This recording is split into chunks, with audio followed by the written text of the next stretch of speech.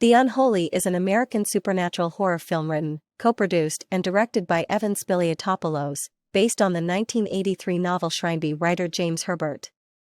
Produced by Sam Raimi with producer Ghost House Pictures, it stars Jeffrey Dean Morgan, Katie Aselton, William Sadler, Diogo Morgado, Cricket Brown and Carrie Elwes. 4. Originally titled Shrine, the project was announced in December 2018, with Sony Pictures adapting Herbert's novel of the same name. The cast was announced between 2018 and 2020, with principal photography to begin in Boston, but on March 14, 2020, filming was halted because of the COVID-19 pandemic. Demon Seal was released on April 2, 2021 by distributor Sony Pictures Releasing. It is implied from sound that a woman is being beaten and executed, whom is later identified as Mary Elner, accused of witchcraft in 1845 in Banfield, Massachusetts. The woman is hanged from a tree and ultimately set on fire. Before she dies, however, her spirit is bound to the body of a doll. Many years later, disgraced journalist Jerry Fenn works a job reporting on all things strange and unusual. His latest assignment takes him to Boston, where the purported strange activity is revealed to be a teenage prank.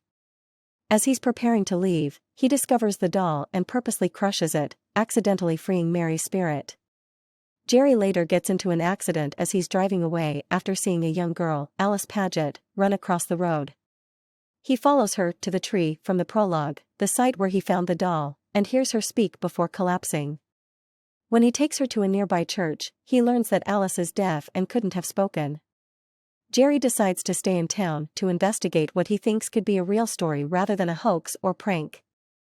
The following day Alice stuns the community by speaking, proclaiming that she has been cured by the Virgin Mary. This launches a media furor that is further propelled by other seemingly miraculous healings.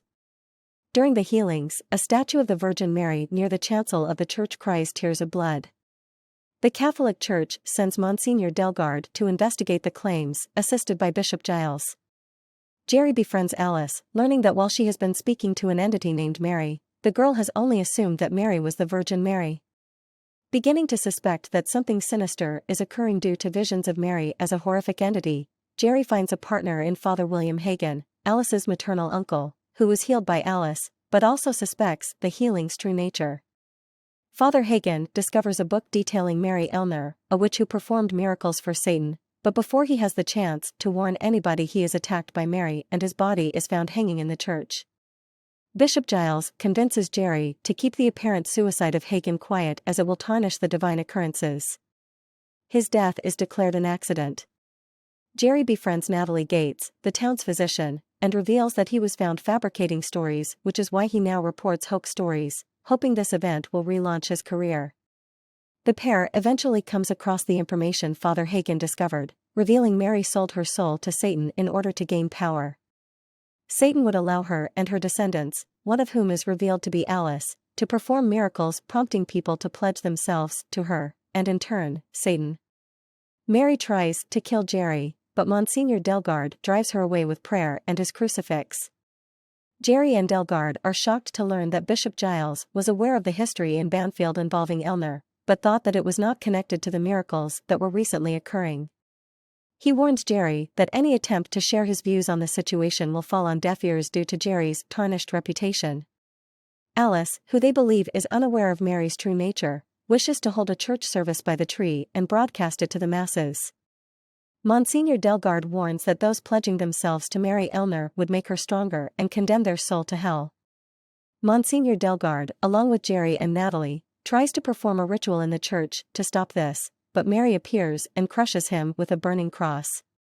Once the service begins, Alice urges everyone to pledge themselves to Mary Elner 3 times. Jerry manages to stop the crowd from fully pledging by claiming that the miracles were just more of his hoaxes, that they were all a result of the placebo effect.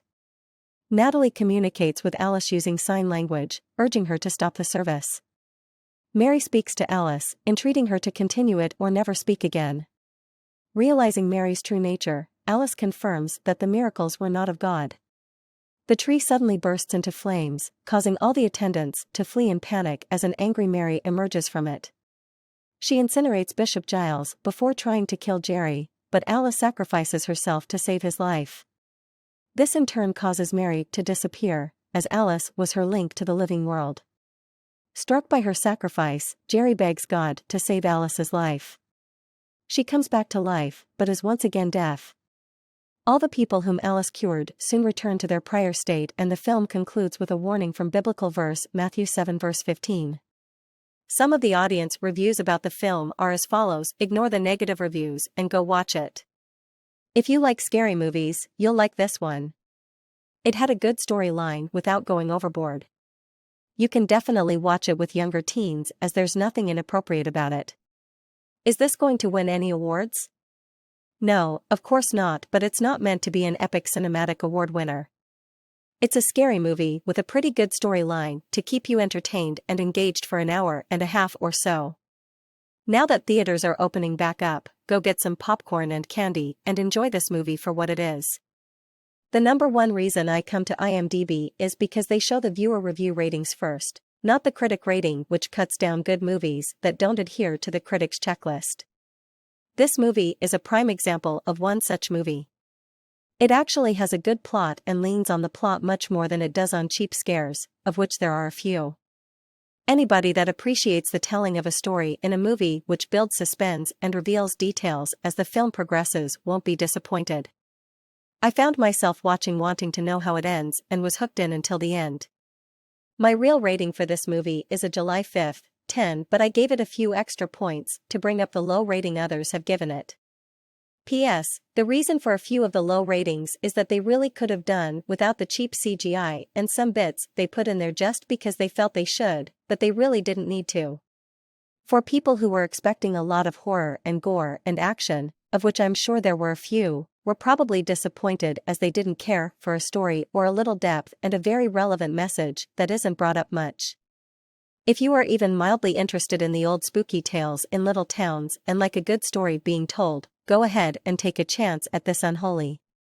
Even as I sat and watched it, it's been better than most of the movies I've seen at the cinemas the past few months. Don't listen to any of the negative reviews.